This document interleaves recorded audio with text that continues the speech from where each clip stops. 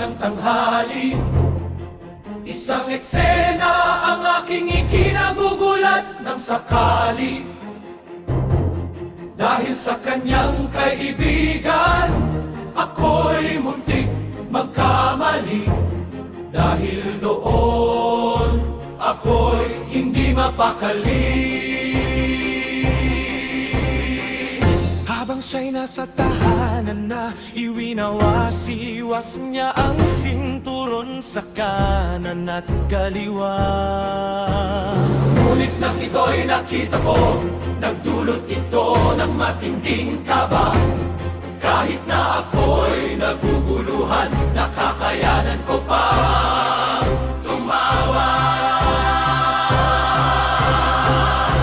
Dalawang eksena sa isang pangyayari, ang tiyak na siguradong ikaw ay mapapadali. Walang kompromiso ang eksenang ganito,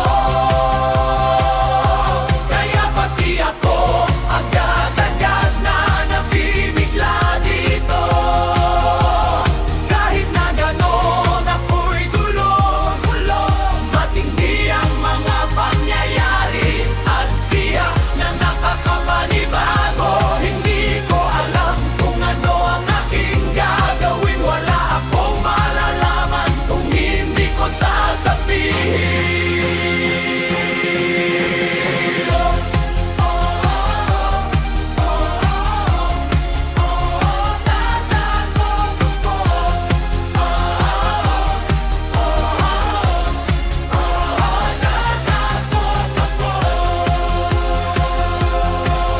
Dalawang eksena, kaninang alaunay 15 ng hapon. Isang pangyayari ang bumulabog sa akin ngayon.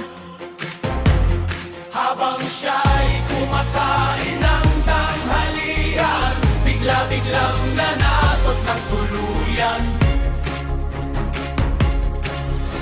Hindi ko makayanan ang pananakot na kanyang dala.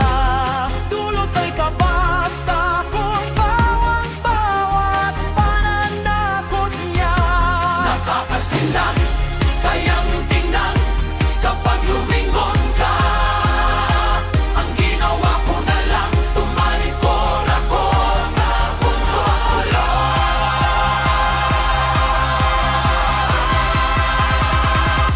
Dalawang eksena